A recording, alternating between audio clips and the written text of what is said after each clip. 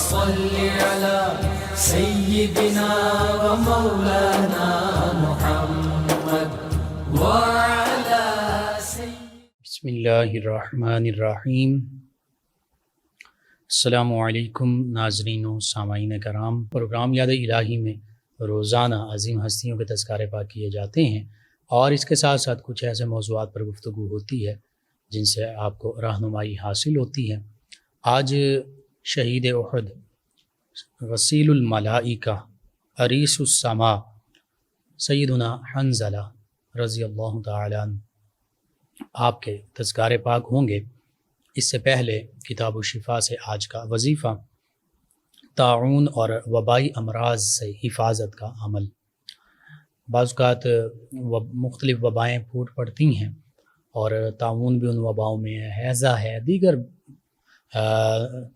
گریزہ، نزلہ زکام، اس طرح کی وبائیں تو،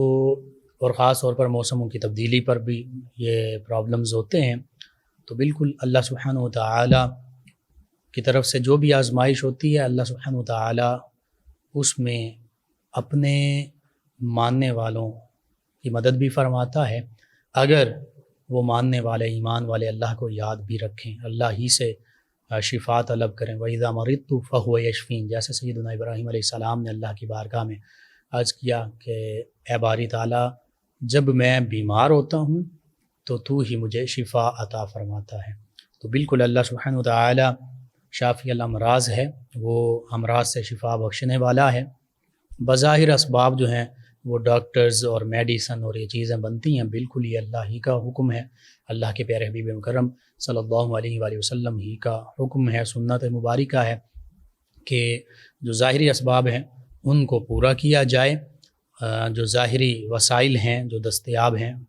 امراض کی شکل میں، ڈاکٹرز ہیں، میڈیسنز ہیں، دیگر اس کے لوازمات ہیں، تو حقیقت میں شفا دینے والی ذات جو ہے وہ اللہ سبحانہ وتعالی ہی کی ہے۔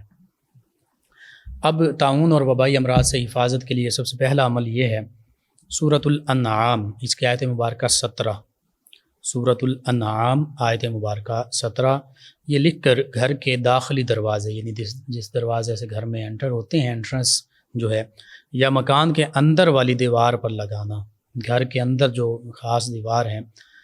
اس پر لگانا نہایت مفید ہوگا۔ آیت مبارکہ اور اس کا ترجمہ سماعت فرما لیں۔ وَإِن يَمْسَسْكَ اللَّهُ بِضُرٍّ فَلَا كَاشِفَ لَهُ وَإِن يَمْسَسْكَ بِخَيْرٍ فَهُوَ عَلَى كُلِّ شَيْءٍ قَدِيرٌ۔ اللہ سبحانہ وتعالی ارشاد فرماتا ہے، اور اگر تجھے اللہ کوئی برائی پہنچائے تو اس کے سوا اس کا کوئی دور کرنے والا نہیں، اور اگر تجھے بھلائی پہنچائے تو وہ سب کچھ کر سکتا ہے، وہ ہر چیز پر قادر ہے۔ تو یعنی اچھی اور بری تقدیر اللہ ہی کی طرف سے ہے، اس پر ہمیں ایمان لانا چاہیے۔ اللہ سبحانہ وتعالی کی طرف سے اگر آزمائش آتی ہے، بیماری آتی ہے، تو اللہ سبحانہ وتعالی ہی اس آزمائش، اس بیماری کو دور فرمانے والا ہے۔ ہر حال میں اللہ ہی کو یاد رکھنا چاہیے۔ دوسرا وظیفہ طاعون اور وبائی امراض سے حفاظت کا دوسرا عمل یہ ہے کہ اللہ سبحانہ وتعالی کے یہ 3 اسماء مبارکہ ہیں، ان کو کم از کم صبح و شام 11 مرتبہ پڑھیں، انشاءاللہ وباؤں سے، طاعون وغیرہ سے محفوظ رہیں گے۔ وہ اسماء مبارکہ سماعت فرما لیں۔ یا مالک، یا قدوس، یا سلام، یا مالک، یا قدوس، یا سلام۔ یا مالک، حقیقی بادشاہ اللہ تو ہی ہے، ہر پوری کائنات کا مالک تو ہے، اور یا قدوس،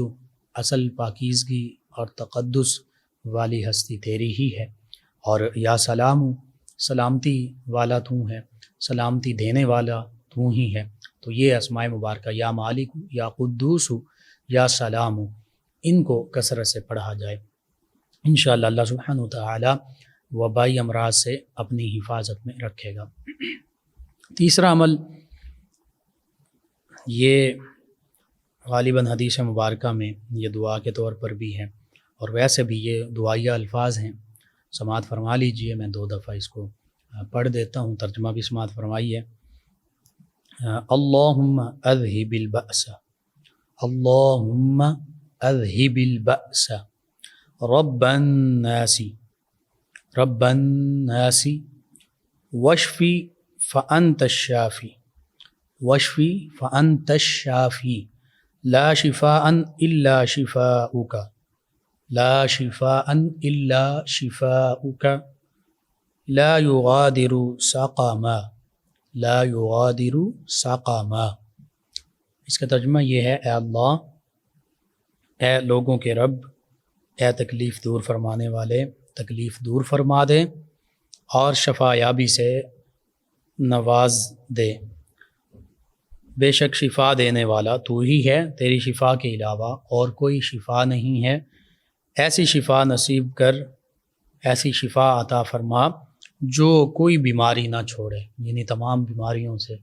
شفا ہی شفا مل جائے۔ یہ اللہ سبحانہ وتعالیٰ کو یاد کرنے کا، اللہ کی بارگاہ میں اپنے امراض کے حوالے سے شفا یابی کا ایک طریقہ کہ اس طرح اللہ کی بارگاہ میں دعا مانگی جائے گی گڑگڑا کر، رو کر، اور اس کو وظیفے کے طور پر بھی بار بار پڑھ سکتے ہیں، یعنی اللہ کی بارگاہ میں بار بار التجا کریں، انشاءاللہ اللہ سبحانہ وتعالیٰ شفا بھی عطا فرمانے والا ہے۔ اللہ سبحانہ وتعالیٰ آزمائشیں بھی دور فرمانے والا ہے۔ تمام یہ معاملات اللہ سبحانہ وتعالیٰ ہی کی طرف سے ہوتے ہیں، بعض اوقات آزمائش کے طور پر ہوتے ہیں، اور آزمائش کے بعد حقیقت یہی ہے کہ پھر مقام اور مرتبہ جو ہے اس میں اللہ سبحانہ وتعالیٰ اپنی طرف سے رحمتیں عطا فرماتا ہے، انسان کو بلند مقام عطا فرماتا ہے، بندہ مومن کو۔ تو یہ چند ایک آزمائشیں، وَلَنَبْلُوَنَّكُمْ بِشَيْءٍ مِّنَ الْخَوْفِ وَالْجُوعِ وَنَقْصٍ مِّنَ الْأَمْوَالِ وَالْأَنفُسِ وَالثَّمَرَاتِ وَبَشِّرِ الصَّابِرِينَ الَّذِينَ إِذَا أَصَابَتْهُمْ مُصِيبَةٌ قَالُوا إِنَّا لِلَّهِ وَإِنَّا إِلَيْهِ رَاجِعُونَ أُولَٰئِكَ عَلَيْهِمْ صَلَوَاتٌ مِّن رَّبِّهِمْ وَرَحْمَةٌ وَأُولَٰئِكَ هُمُ الْمُهْتَدُونَ۔ یہ دوسرے پارے میں سورہ بقرہ کی چند ایک آیات بینات، جن میں مفہوم ان کا مختصراً اگر عرض کر دوں یہی ہے کہ اللہ سبحانہ وتعالیٰ فرماتا ہے کہ ہم ضرور بھی ضرور تمہیں آزمائیں گے، خوف کے ساتھ، بھوک کے ساتھ، اور اسی طرح اموال کی کمی کے ساتھ، اور جانوں کی کمی کے ساتھ، ثمرات کی کمی کے ساتھ، جانوں کے ساتھ آزمائیں گے، ثمرات کی کمی کے ساتھ آزمائیں گے۔ اور فرمایا کہ اے پیارے حبیب صلی اللہ علیہ وآلہ وسلم، آپ ان لوگوں کو بشارت عطا فرما دیجئے، خوشخبری سنا دیجئے کہ جب ان پر کوئی مصیبت آتی ہے، کوئی آزمائش آتی ہے، تو وہ واویلا نہیں کرتے، بلکہ وہ کہتے ہیں کہ بے شک ہم اللہ ہی کے لیے ہیں، ہم نے اللہ ہی کی طرف لوٹ کر جانا ہے، اللہ ہی کی طرف رجوع کرنا ہے۔ تو اللہ فرماتا ہے یہی وہ لوگ ہیں جن پر اللہ کی طرف سے خاص رحمتیں ہیں، اللہ کی خاص نوازشیں بھی انہی کے لیے ہیں، اللہ کی رحمتیں بھی انہی کے لیے ہیں، اور یہی سیدھے راستے پر گامزن ہیں، یہی ہدایت یافتہ ہیں۔ اور حقیقت یہ ہے کہ اس صف میں، ان عظیم ہستیوں میں، ان صابرین میں، مصائب پر، تکالیف پر صبر و شکر کرنے والی ہستیوں میں سب سے پہلے انبیاء و مرسلین علیہم الصلاۃ والتسلیم کا نام آتا ہے، اور ان میں بھی سب سے بڑھ کر میرے آپ کے، ہم سب کے آقا و مولا صلی اللہ علیہ وآلہ وسلم سب سے بڑھ کر اللہ کی رضا پر صابر رہنے والے، مصائب میں، تکالیف میں صبر اور تحمل اور برداشت کا مظاہرہ فرمانے والے ہیں۔ پھر آقا کریم صلی اللہ علیہ وآلہ وسلم اور انبیاء و مرسلین علیہم الصلاۃ والتسلیم کے بعد نبی محتشم صلی اللہ علیہ وآلہ وسلم کے تصدق سے، نبی رحمت صلی اللہ علیہ وآلہ وسلم کی تعلیم و تربیت سے، نبی رحمت صلی اللہ علیہ وآلہ وسلم کی نسبت سے، صحابہ کرام، اہل بیت کرام علیہم الرضوان، یہ وہ ہستیاں ہیں جو صبر اور تسلیم و رضا کا پیکر ہیں۔ ان پر جیسے بھی مصائب آئے، جیسے بھی کڑے وقت آئے، مشکلات آئیں، ان عظیم ہستیوں نے واویلا نہیں کیا، ان عظیم ہستیوں نے اللہ کی بارگاہ میں شکوہ نہیں کیا اور جزا فضا نہیں کی، بلکہ ان عظیم ہستیوں نے ہر موقع پر، ہر آزمائش میں صبر اور تحمل اور برداشت کا دامن تھامے رکھا، اور اگر دشمن کا مقابلہ بھی کرنا پڑا تو ہمت، شجاعت اور بہادری کے ساتھ دشمن کا مقابلہ کیا، اور میدان جہاد میں آنا پڑا تو میدان جہاد میں کبھی بھی رخ موڑ کر معاذ اللہ ثم معاذ اللہ واپس نہیں گئے، بلکہ ہمیشہ سینہ سپر رہے، ہمیشہ دشمن کے سامنے اپنا سینہ پیش کیا، اللہ کی رضا کی خاطر، اللہ کے پیارے حبیب صلی اللہ علیہ وآلہ وسلم کی خوشنودی کی خاطر اپنی جان آفرین کے سپرد کر دی، اپنی جان کی بھی پرواہ نہیں کی، اپنا سب کچھ آقا کریم صلی اللہ علیہ وآلہ وسلم کے لیے، دین اسلام کے لیے قربان کر دیا۔ یہ عظیم ہستیاں ہیں، یہ اہل بیت کرام علیہم الرضوان ہیں، یہ صحابہ کرام علیہم الرضوان ہیں، اور اللہ سبحانہ و تعالی نے ان کے لیے جنتوں کے وعدے فرما رکھے ہیں، اور ان کی شجاعت، ان کی ہمت، ان کی بہادری،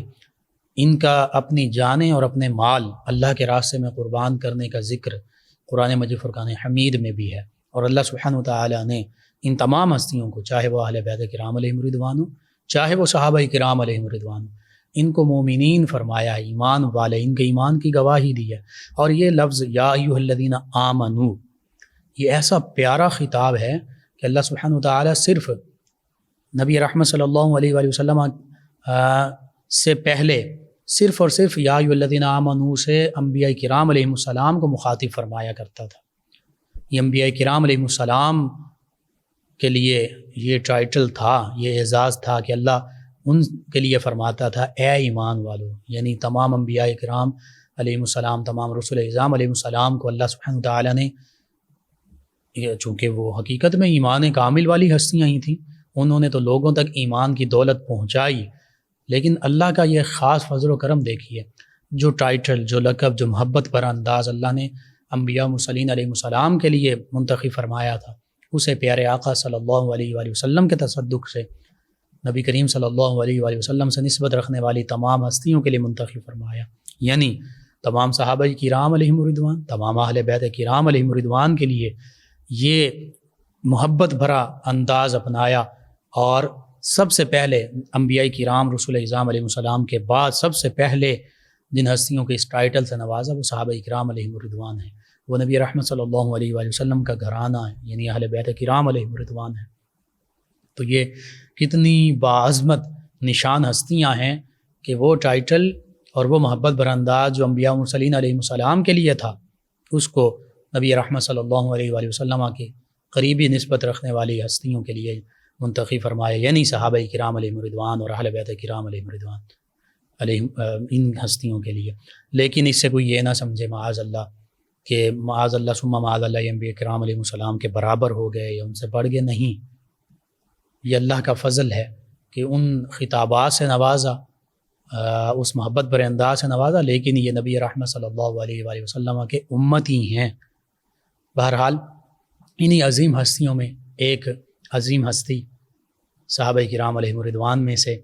سیدنا حنظلہ رضی اللہ تعالی عنہ ہیں۔ اور آپ کی جب ہم حالات و واقعات پڑھتے ہیں، سیرت مبارکہ پڑھتے ہیں، سیدنا حنظلہ رضی اللہ عنہ کی زندگی کا مطالعہ کرتے ہیں، تو پھر ہمیں پتہ چلتا ہے کہ یہ آج کے نوجوانوں کے لیے حقیقت میں یہ بھی مشعل راہ، جیسے سیدنا مصعب بن عمیر رضی اللہ عنہ کے تذکار پاک ہوئے کہ وہ نوجوانی کے عالم میں کیسے اسلام قبول کیا، کیسے اسلام کے لیے قربانیاں دی، حتیٰ کہ اپنی جان بھی اسلام کی خاطر قربان کر دی، یوں ہی سیدنا حنظلہ رضی اللہ عنہ، ان کے تذکار پاک بھی بہت خوبصورت ہیں، بہت دلچسپ ہیں، اور حقیقت یہ ہے کہ آج کے ہمارے نوجوانوں کے لیے یہ بھی رول ماڈل ہیں۔ اور میں نے وہ جو آیت مبارکہ کا حوالہ پیش کیا، وہ آیت مبارکہ سورۃ التوبہ میں ہے، جس میں اللہ فرماتا ان اللہ اشتری من المؤمنین انفسهم واموالهم بان لهم الجنہ یقاتلون فی سبیل اللہ فیقتلون ویقتلون وعدا علی حقا فی التوراۃ والانجیل، اور اسی طرح قرآن کا بھی ذکر ہے آگے۔ اللہ فرماتا ہے کہ بے شک اللہ نے تو ایمان والوں سے ان کے جانوں اور مالوں کے عوض جنت انہیں عطا فرما دی، جان اور مال اللہ سبحانہ وتعالیٰ کی راہ میں وہ قربان کریں گے، اس کے عوض میں انہیں جنت بدلے میں ملے گی، اور یہ سودا فرما لی اللہ تعالیٰ نے، خرید لی ہیں ایمان والوں کی جانیں بھی، ایمان والوں کے اموال بھی جنت کے بدلے میں۔ یہ ایمان والے کون تھے؟ یہ کون ہیں؟ یہ انبیاء مرسلین علیہم الصلاۃ والتسلیم کے بعد صحابہ کرام اور اہل بیت کرام علیہم الرضوان ہیں، کہ جنہوں نے اپنی جانیں بھی، اپنے مال بھی اللہ کے راستے میں قربان کر دی، اللہ کے ساتھ وہ تجارت کی، وہ بیع کی کہ جس سے بڑھ کر کوئی تجارت نہیں ہے، جس تجارت کا نفع اس دنیا میں بھی اللہ سبحانہ و تعالیٰ برکتیں عطا فرماتا ہے، اور آخرت میں تو جنت اللہ سبحانہ و تعالیٰ خود فرما رہا ہے کہ اس سودے، اس بیع، اس تجارت کا بدلہ جو ہے ان عظیم ہستیوں کے لیے، اور ایمان والے ہیں، یہ مومنین فرمایا کہ یہ تمام صحابہ کرام، تمام اہل بیت کرام، یہی تو ایمان والے ہیں۔ انبیاء کرام علیہ السلام کے بعد ان سے بڑھ کر کون ایمان والا ہو سکتا ہے؟ بہرحال، اور پھر فرمایا کہ ان کے لیے یہ جو بشارتیں ہیں، یہ جو ان کے معاملات ہیں، جانیں اور مال جو انہوں نے قربان کر دی، اس کا ذکر تو تورات میں بھی ہے، زبور میں بھی ہے، انجیل میں بھی ہے، قرآن میں بھی ہے، اور فرمایا ان کے لیے تو وعدہ جو اللہ نے فرما دیا ہے یہ خوشخبری ہے، یہ اللہ کا پکا وعدہ، اور اللہ سے بڑھ کر کون وعدے کا پکا ہو سکتا ہے؟ ان اللہ لا یخلف المیعاد، اللہ سبحانہ و تعالیٰ تو اپنے وعدے کے خلاف ورزی نہیں فرماتا، تو اللہ سبحانہ و تعالیٰ کا وعدہ سب سے سچا وعدہ ہے، اور ان تمام ہستیوں کے لیے ہے، صحابہ کرام علیہم رضوان کے لیے ہے، جنہوں نے اپنی ذاتیں اللہ کے راستے میں، اپنی جانیں بھی قربان کر دیں، اپنے مال بھی قربان کر دی، اپنی اولادیں بھی قربان کر دی۔ سیدنا حنظلہ رضی اللہ عنہ اس کی سب سے بڑی مثال ہیں۔ اب دیکھیے، آپ اوس سے تعلق رکھنے والے ہیں، قبیلہ انصار سے، مدینہ طیبہ کے رہنے والے ہیں، اور آپ کا جو والد ہے بظاہر وہ بہت زیادہ عبادت کرنے والا تھا، عامر، حتیٰ کہ اس عبادت کی وجہ سے اسے راہب کہا جاتا تھا، یعنی جو پہلے ادیان میں لوگ مختلف عبادات کیا کرتے تھے، راہبانیت اختیار کرتے تھے، تو عبادات اور اس کے بظاہر نیک ہونے کی وجہ سے لوگ اس کو راہب کہتے تھے، اور اس نے یہ پڑھ رکھا تھا کہ آخری نبی صلی اللہ علیہ وآلہ وسلم تشریف لانے والے ہیں، ان کی نشانیاں بھی پتہ تھیں۔ لیکن جب آقا کریم صلی اللہ علیہ وآلہ وسلم مکہ المکرمہ سے مدینہ طیبہ ہجرت کر کے تشریف لاتے ہیں، تو جس طرح عبداللہ بن ابی ضد اور ہٹ دھرمی میں آ گیا، تعصب میں آ کر آقا کریم صلی اللہ علیہ وآلہ وسلم کی اس نے مخالفت کی، صرف وجہ یہ تھی کہ وہ یہ چاہتا تھا کہ مدینہ طیبہ کی سرداری اسے مل جائے، اور وہ بظاہر سردار تھا بھی، لیکن آقا کریم صلی اللہ علیہ وآلہ وسلم تشریف لائے تو اس کی سرداری اس سے چھن گئی، اور وہ سرداری اسے نہ مل سکی۔ تو بس اس ذاتی مخالفت کی بنیاد پر، اس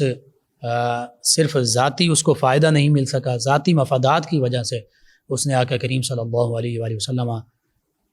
کی مخالفت کی، حتیٰ کہ وہ بھی جانتا تھا کہ نبی رحمت صلی اللہ علیہ وآلہ وسلم آخری نبی ہیں، آخری رسول ہیں، سچے نبی ہیں، سچے رسول ہیں، صرف ضد میں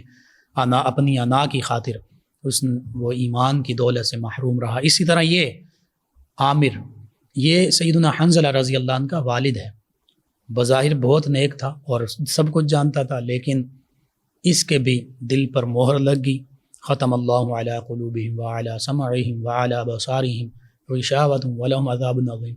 اللہ فرماتا ہے کہ اللہ تعالیٰ ان کے دلوں پر، ان کی سماعتوں پر، ان کی بصارتوں پر مہر لگا دیتا ہے۔ اللہ نے مہر لگا دی، اور وہ رکاوٹ بن جاتی ہے، پردہ بن جاتی ہے ان کے ایمان لانے کے حوالے سے، کیونکہ ان کے اعمال ایسے ہوتے ہیں جس وجہ سے ان کے دلوں پر یہ مہر لگتی ہے، آنکھوں پر تعصب کی پٹی بندھ جاتی ہے، اپنے مفادات کی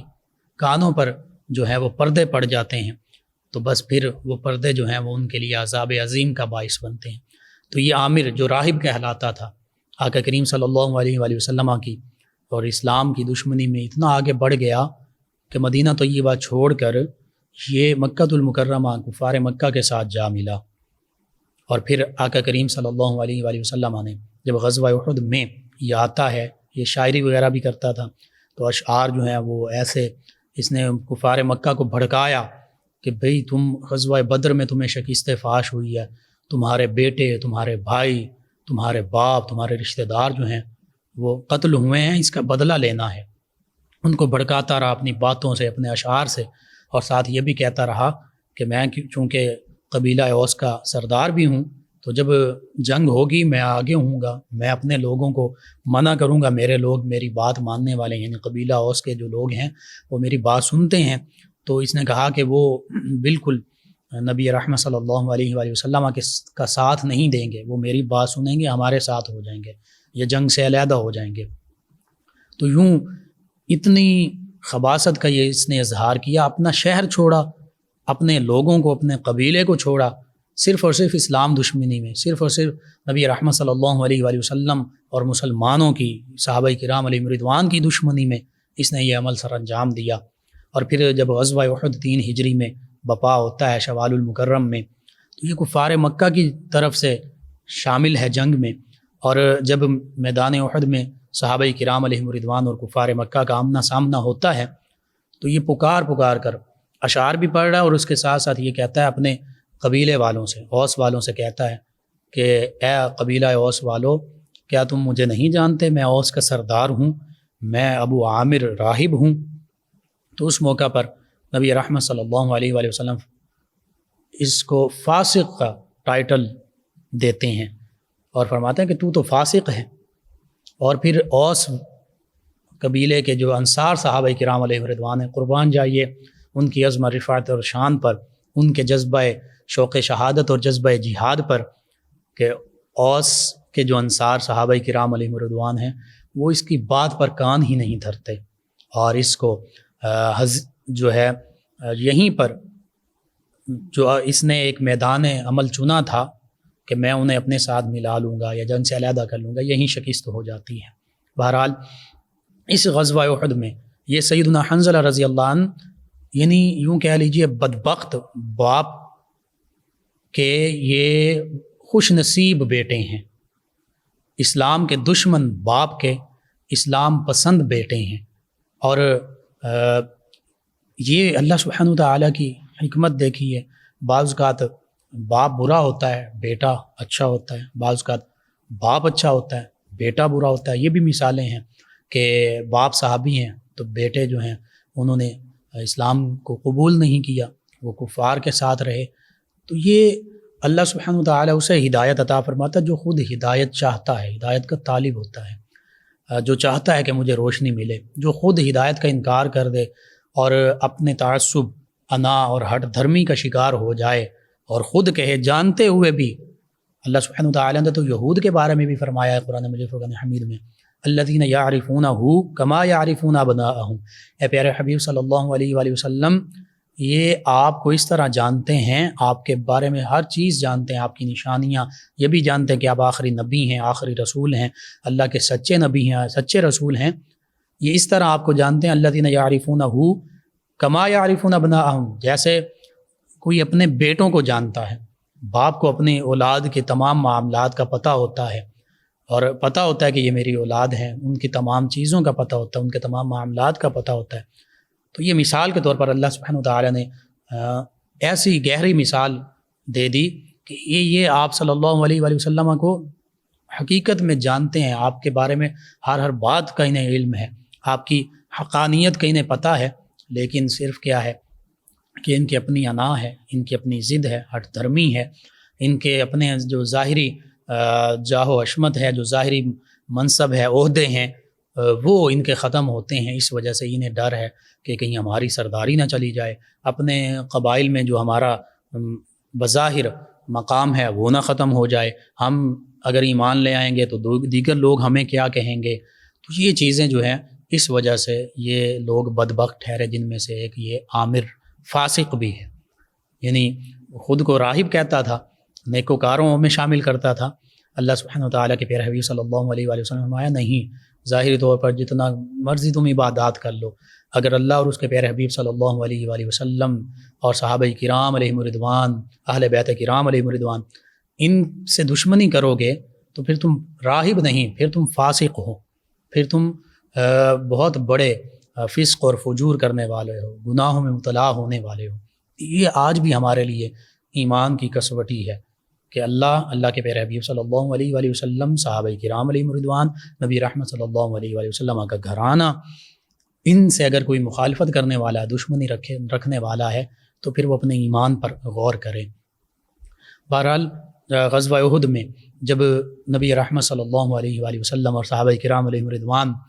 شجاعت اور بہادری کے ساتھ کفار کا قلع کما کر رہے ہیں، تو اس موقع پر سیدنا حنظلہ رضی اللہ تعالی عنہ یہ غزوہ بدر میں کسی وجہ سے شریک نہ ہو سکے، تو اب غزوہ احد میں ایسی شان کے ساتھ شامل ہوتے ہیں کہ جیسے ہی غزوہ احد کے بارے میں اعلان ہوا کہ تمام صحابہ کرام علیہم رضوان احد میدان کے لیے غزوہ کے لیے تیاری کریں تو ان کی شب زفاف تھی، شادی کی ان کی پہلی رات تھی، اور یہ بھی اللہ کی حکمت دیکھیے، ان کی جو زوجہ محترمہ ہیں صحابیہ سیدہ جمیلہ رضی اللہ عنہ، وہ عبداللہ بن ابی منافقوں کے سردار کی بیٹی ہیں لیکن صحابیہ ہیں، اور پھر اسی طرح عبداللہ بن ابی کے جو بیٹے ہیں سیدنا عبداللہ رضی اللہ عنہ وہ بھی صحابی ہیں، یہ بہن بھائی صحابیت کا مقام پاتے ہیں، لیکن والد جو ہے وہ منافق اعظم کہلاتا ہے، منافق اعظم ٹھہرتا ہے، وہ صحابہ کرام علیہم رضوان نبی رحمت صلی اللہ علیہ وآلہ وسلم کو دھوکہ دینے والوں کا سردار ٹھہرتا ہے، اور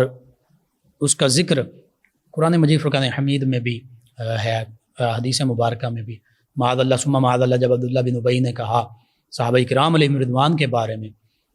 اور نبی رحمت صلی اللہ علیہ وآلہ وسلم کی شان میں گستاخی کی، معاذ اللہ ثم معاذ اللہ، کہ ہم عزت والے ہیں، ہم معاذ اللہ بے عزت لوگوں کو مدینہ طیبہ سے نکال دیں گے، تو اسی عبداللہ بن ابی کے بیٹے سیدنا عبداللہ رضی اللہ عنہ انہوں نے اپنے والد کو پکڑ لیا، اور آقا کریم صلی اللہ علیہ وسلم سے اجازت بھی چاہی تھی، سیدنا حنظلہ رضی اللہ عنہ نے بھی اجازت چاہی تھی کہ میں اپنے والد کو واصل جہنم کر دوں، آقا کریم صلی اللہ علیہ وسلم نے ان کو بھی اجازت نہیں دی، اور سیدنا عبداللہ جو عبداللہ بن ابی کے بیٹے ان کو بھی اجازت نہیں دی، لیکن سیدنا عبداللہ رضی اللہ عنہ نے اپنے باپ عبداللہ بن ابی کو سختی کے ساتھ اس کی زبان سے کہلوایا کہ تم یہ کہو کہ میں ذلیل ہوں اور مسلمان اور صحابہ کرام نبی رحمت صلی اللہ علیہ وآلہ وسلم عزتوں والے ہیں۔ اسی موقع پر پھر آیت کریمہ بھی نازل ہوئی جس میں اللہ سبحانہ وتعالیٰ فرماتا ہے وَلِلَّهِ الْعِزَّةُ وَلِرَسُولِهِ وَلِلْمُؤْمِنِينَ وَلَكِنَّ الْمُنَافِقِينَ لَا يَعْلَمُونَ، کہ بے شک عزت تو ساری کی ساری اللہ ہی کے لیے ہے، اللہ کے پیارے حبیب صلی اللہ علیہ وآلہ وسلم ہی کے لیے ہے، اور صحابہ کرام علیہم رضوان جو مومنین ہیں ان کے لیے ساری کی ساری عزتیں ہیں، وَلَكِنَّ الْمُنَافِقِينَ لَا يَعْلَمُونَ، لیکن منافقین نہیں جانتے۔ تو یہ عبداللہ بن ابی جو صحابہ کرام اور نبی رحمت صلی اللہ علیہ وآلہ وسلم کا سب سے بڑا دشمن تھا، اس کو اللہ نے قرآن میں فرما دیا کہ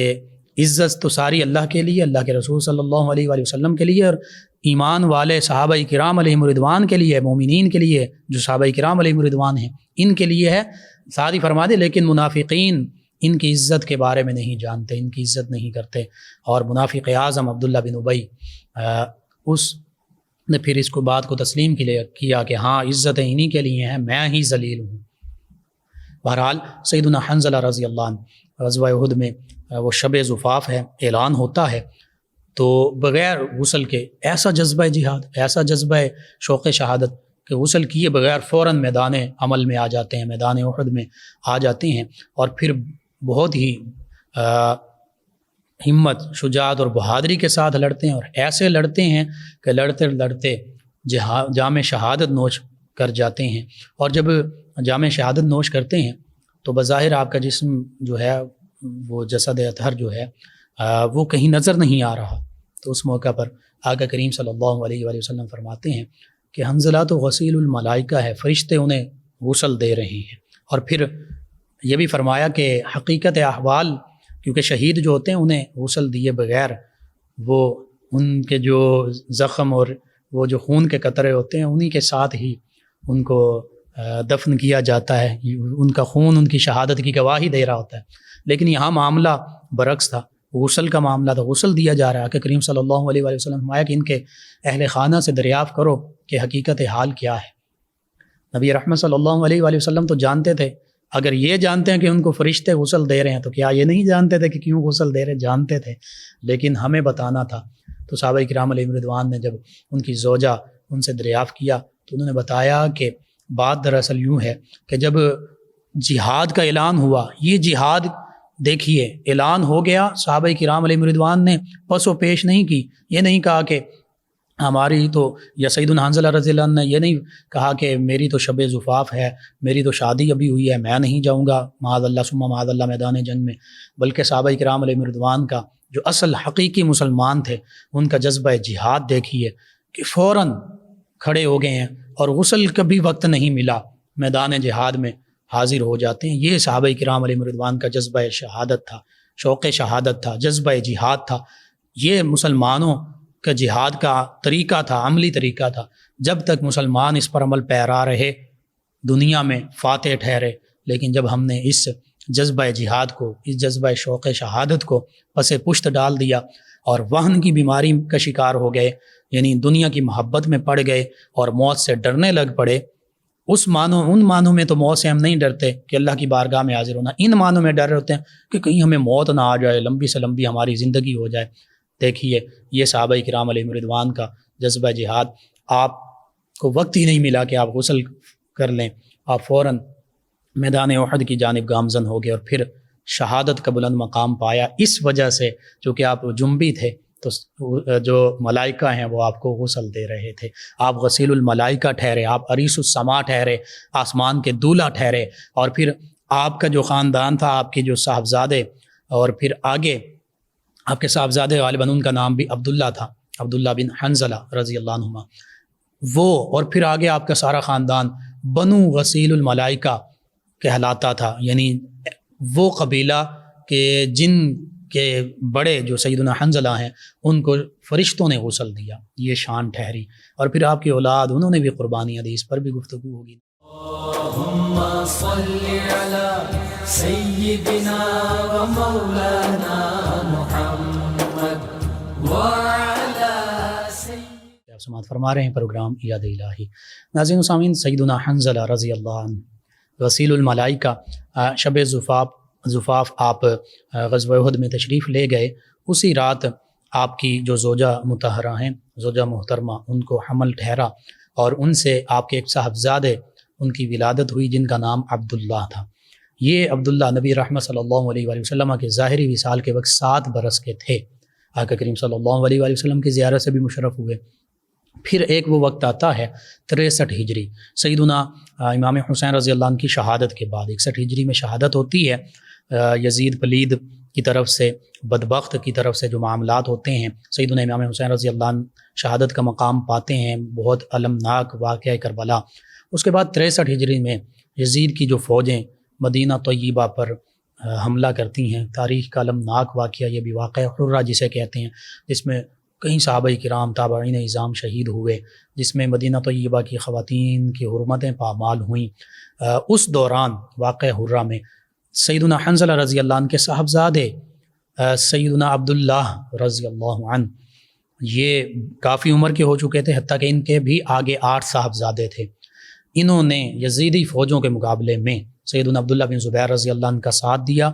اور ان کے 8 صاحبزادے ایک ایک کر کے یزیدی فوجوں کا مقابلہ کرتے ہوئے شہید ہوئے۔ بالآخر یہ سیدنا عبداللہ جو سیدنا حنظلہ رضی اللہ عنہ کے صاحبزادے ہیں، یہ بھی میدان جہاد میں آئے اور انہوں نے بھی اپنی جان آفرین کی سپرد کر دی۔ تو یوں یہ پورا خانوادہ وہ ہے کہ جو صحابہ کرام علیہم رضوان، نبی رحمت صلی اللہ علیہ وآلہ وسلم، اہل بیت کرام علیہم رضوان، ان کا ہر حال میں ساتھ دینے والا ہے، حتیٰ کہ ان کی اس خاطر، اسلام کی خاطر اپنی جانیں قربان کرنے والا ہے۔ یعنی دادا ہیں سیدنا حنظلہ، بیٹے ہیں سیدنا عبداللہ، پھر ان کے آگے 8 بیٹے، یعنی سیدنا حنظلہ رضی اللہ عنہ کے بیٹے بھی اور 8 پوتے بھی، انہوں نے بھی اسلام کی خاطر اور اہل بیت اطہار علیہم رضوان کی خاطر، مدینہ طیبہ کی حرمت کی خاطر اپنی جانیں آفرین کے سپرد کر دیں اور شہادت کا بلند مقام پایا۔ اس حوالے سے یہ خانوادہ جو ہے یہ عظمتوں کی داستان، شہادتوں کی داستان والا خانوادہ ہے۔ اگرچہ ابو عامر راہب جو تھا، جو فاسق ٹھہرا، فاسق باپ کے یہ متقی بیٹے اور پھر متقی پوتے، انہوں نے اسلام کی خاطر اپنی جانیں قربان کی۔ ناظرین سامعین، اللہ سبحانہ وتعالی سے یہ دعا، اللہ تعالی ان کی شہادتوں کو قبول فرمائے،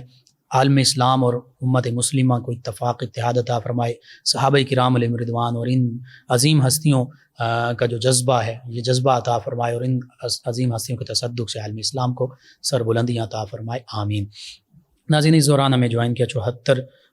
گاف بے سے محسن جٹ صاحب ہیں، کہتے ہیں سر آپ کا پروگرام بہت اچھا ہے، اس سے ہمیں بہت علم حاصل ہوتا ہے۔ جی شکریہ آپ کا۔ محمد ارشد صاحب ہیں، اپنے بیٹے کے بارے میں انہوں نے کہا کہ 32 سال عمر ہے، اس کی شادی نہیں ہوئی اور وہ نافرمان ہے، اور خواب میں کہتے ہیں کہ میں نے اسے کمر کی تکلیف میں دیکھا، حالانکہ یہ تکلیف مجھے ہے۔ حقیقت یہ ہے کہ اولاد کو نافرمان نہیں ہونا چاہیے، والدین کو معاف کر دینا چاہیے، اور اولاد کو بھی اپنے والدین سے معافی مانگنی چاہیے، میں یہی کہوں گا، اگر وہ بھی سن رہے ہیں، اور آپ سے بھی یہی کہوں گا کہ آپ بطور والدین محبت شفقت کا اظہار کیجیے، معاف کر دیجیے، انشاءاللہ اللہ تعالیٰ بہتری فرمائے گا۔ ناظرین سامعین، ان کے علاوہ ایک اور ہمارے لسنر ہیں اور نام انہوں نے نہیں لکھا، کہتے ہیں السلام علیکم بھائی، مجھے اپنی دعاؤں میں یاد رکھیے گا، کسی کی آمین سے مشکلات بہتر ہو سکتی ہیں، جو اللہ تعالیٰ آپ کی مشکلات دور فرمائے، امت مسلمہ کی مشکلات دور فرمائے۔ افتخار ڈوگر صاحب بابا نونا ہیں، غلام رسول ہیں، علی عباس ہیں، احمد ہیں، غلام حسین ہیں، ڈوگرا والا 208 چک سے آپ کا شکریہ۔ محمد حسین صاحب ہیں 214 رے بے شرقی جڑا والا روڈ فیصل آباد سے، کہتے ہیں السلام علیکم ورحمۃ اللہ وبرکاتہ۔ جی وعلیکم السلام ورحمۃ اللہ وبرکاتہ۔ کہتے ہیں آپ کا پروگرام بہت اچھا ہے، اور چند قاف نقطے والے اس طرح کچھ انہوں نے لکھا ہے، یہ دوبارہ لکھ بھیجیے۔ اور رسولیوں کا وظیفہ، کہتے ہیں کہ رسولی جو ہے اس کا وظیفہ بتا دیں۔ جی غالباً سورہ یوسف کی آیت مبارکہ 56 تھی، یا ایک اور وظیفہ ہے، اس کو آپ دیکھ لیجئے۔ گول بینگن لیں، کیکر کا کانٹا لیں، مریض کے سامنے بٹھا کر کانٹے پر ایک بار سورہ فاتحہ اور سورہ بنی اسرائیل کی آیت مبارکہ 80 سے 82 3 آیتیں پڑھیں، مریض پر دم کریں، کانٹے کو بینگن میں چھپو دیں، 41 دن تک روزانہ یہی عمل کریں، اور انشاءاللہ بعد میں وہ بینگن جو ہے ویرانے میں پھینک دیں، انشاءاللہ اس مرض سے اللہ تعالیٰ نجات عطا فرمائے گا۔ ناظرین سامعین، ان کے علاوہ ہمیں جوائن کیا ہے ہمارے لسنر ہیں، اور یہ کہتے ہیں السلام علیکم بھائی، کیا حال ہے آپ کا؟ جی وعلیکم السلام الحمدللہ۔ انہوں نے کہا کہ آپ کا پروگرام بہت اچھا، اللہ پاک آپ کو لمبی زندگی عطا کریں، اور ایک سوال انہوں نے کہا کمزوری کے حوالے سے، ویکنس کے کھاتا پیتا ہوں لیکن لگتا نہیں ہے، اس حوالے سے کوئی وظیفہ۔ جی میں عرض کرتا ہوں، یا سلام، اس کی آپ کثرت کریں، اعضائے جسمانی کی سلامتی کے لیے، جسم کے تمام اعضاء سلامت رہیں، بہتر رہیں، تو یا سلاموں کی آپ کثرت کریں، اللہ سے دعا بھی کریں، انشاءاللہ اللہ تعالیٰ شفا عطا فرمانے والا۔ یا شافی الامراض بھی پڑھ سکتے ہیں۔ ارشد صاحب ہیں، یہ کہتے ہیں کہ آسمان پہ بجلی چمکتی ہے تو کیا پڑھا جائے؟ جی اللہ کو یاد کیا جائے، استغفار کیا جائے، استغفر اللہ ربی من کل ذنب واتوب الیہ۔ آقا کریم صلی اللہ علیہ وآلہ وسلم بھی اللہ کو یاد کیا کرتے تھے، جب ایسا معاملہ ہوتا، بادل آ جاتے، گھٹائیں آتی، تو بالکل اللہ ہی کو یاد کریں آپ، اللہ تعالیٰ ہی بہتری فرمانے والا ہے۔ ناظرین سامعین، ان کے علاوہ کل کے ہمارے چند لسنر جو ہیں ان کا رہتے تھے سوالات۔ ایک لسنر ہے، انہوں نے کہا بھائی لقمان بھائی پروگرام بہت اچھا ہے، سلام بھی کہا، جو وعلیکم السلام۔ اور یہ کہتے ہیں کہ جو میں سوچتا ہوں، جو کام کرتا ہوں پورا نہیں ہوتا، درود پاک کی کثرت کریں، نماز اور تلاوت کا معمول بنائیں، اللہ سے دعا کریں، انشاءاللہ اللہ تعالیٰ بہتری فرما دے گا۔ ایک اور ہمارے لسنر ہیں، انہوں نے کہا کہ میرے بیٹے کا یا بیٹی کا، انہوں نے کہا رشتہ نہیں ہو رہا، میں بہت پریشان ہوں، کوئی وظیفہ بتا دیں۔ ماہم صاحبہ ہیں فیصل آباد سے، سلام بھی کہا، جی وعلیکم السلام۔ آپ اگر بیٹا ہے تو اسے کہیں کہ 90 دن تک روزانہ عشاء کی نماز کے بعد سورۃ الاخلاص، قل هو اللہ احد، بسم اللہ الرحمن الرحیم کے ساتھ 41 مرتبہ پڑھیں، اول آخر تا تعداد میں درود پاک پڑھیں، انشاءاللہ اللہ تعالیٰ بہتر اسباب پیدا کرے گا۔ بیٹی ہیں تو ان کہیے کہ سورہ آل عمران کی آیت مبارکہ 9 اس کو کثرت کے ساتھ پڑھیں، جمعۃ المبارک کے دن 313 مرتبہ پڑھیں، اول آخر تا تعداد میں درود پاک پڑھیں، اور ساتھ بیٹا ہے یا بیٹی وہ بھی اور آپ بھی، یا مسبب الاسباب، یہ آپ کثرت سے پڑھیں، تمام امت مسلمہ کے لیے اللہ ہی بہتر اسباب پیدا فرمانے والا ہے۔ یا مسبب الاسباب، اے بہتر اسباب پیدا فرمانے والے، ہمارے تمام معاملات میں بہتر اسباب پیدا فرما دے، انشاءاللہ اللہ تعالیٰ بہتری فرما دے گا۔ آپ تمام لسنرز کا، ویورز کا شکریہ، آپ اپنے فیڈ بیک سے ہمیں آگاہ کرتے ہیں، پروگرام یاد الہی کا حصہ بنتے ہیں۔ ناظرین و سامعین، پروگرام کا وقت ختم ہو جاتا ہے، انشاءاللہ کل صبح دوبارہ آپ سے ملاقات ہوگی۔ پروگرام یاد الہی میں اپنے میزبان محمد لقمان رضا، ہماری ٹیم اور ہمیں اجازت دیجیے، اللہ نگہبان۔ اللهم صل على سيدنا ومولانا